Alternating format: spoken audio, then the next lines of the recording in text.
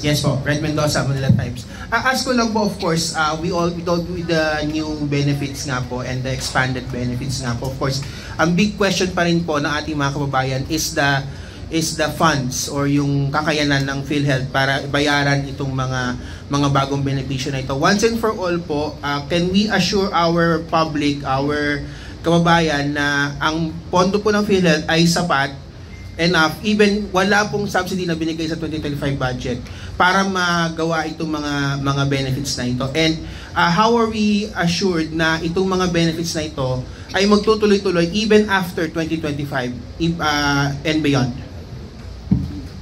Thank you for your question, sir. Good morning. Yes po, despite the zero subsidy po, hindi maapektuhan yung benefit packages ng PhilHealth. In fact, madadagdagan pa po yan at we can assure you na tuloy-tuloy po ang serbisyo at sa mga increases ng mga benepisyo ng PhilHealth. Now, to elaborate more on our financial status and to explain further that kakayanin po ng pondo ng PhilHealth, can I ask SVP Lim Siaco to explain more details. Thank you po. Maraming salamat, sir. And magandang umaga po sa ating lahat. Maraming salamat, sir Ray, for the clarification. Number one, as of December 31, the investment portfolio of PhilHealth ay 492 billion. So these 492 billion, of course, portion of that one is nasa government securities and portion ay nasa special savings deposit natin. This 42 billion, kung titingnan natin at maalaala po natin, as of December 31, 2023, nasa 298 billion yung investment portfolio ng PhilHealth. So more or less pare-pareho lang po yung ating investment portfolio, may diferensya lang na 6. Ibig sabihin nito, sapat ang pondo ng PhilHealth to cover whatever benefit payment na ilabas natin sa year 2025. On the part ng corporate operating budget ng korporasyon para sa benefit, ay ang ating board, PhilHealth board already approved the 271. Ito pong 271 ang gagamitin natin for the benefit expenses. Ano man ang papasok together with the increase in packages, benefit packages natin.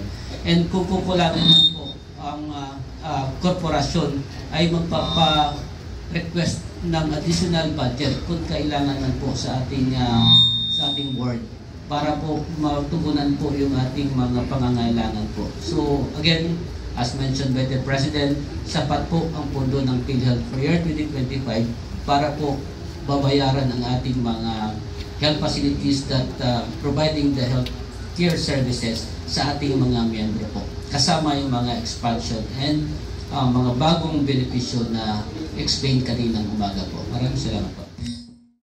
Kasi kahapon po, during the partnership launch with the Rizal Medical Center, the Medical City, nag-speech si Secretary Herbosa na parang he wants to explore the possibility of liver transplant sa PhilHealth.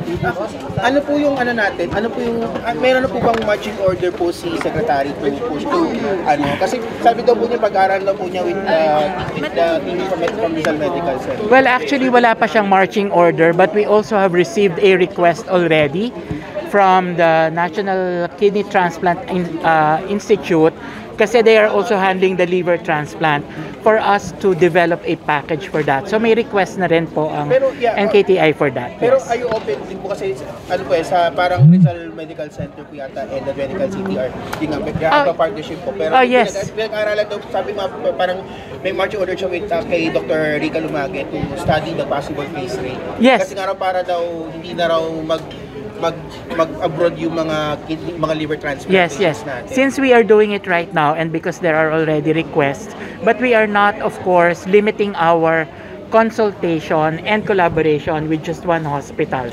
But for everyone who can actually help us develop a better benefit for the liver transplant, yes, we will do so.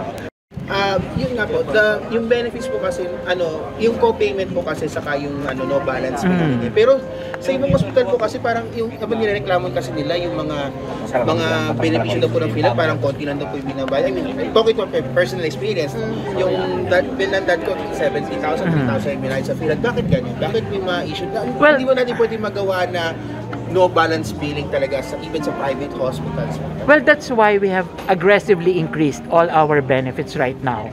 And yun nga, yung halos lahat ng case rates natin, initially, nung February, we increased it by 30%. Ngayong end of December, naglabas tayo ng polisiya for another 50% starting January 1 admissions. Now, we are also implementing the universal healthcare policy na kung saan yun yung no co-payment, na kung ang pasyente would opt to be admitted in a ward or basic accommodation, not only in government but also in private hospitals, they should be afforded with a no co-payment rule. Pero syempre, if we will choose to be admitted in a private, in a room with amenities, we are also ready na baka meron tayong babayadan na co-payment. But what we are also studying right now is to make sure also that we can provide a better financial protection for those who will be admitted in private rooms.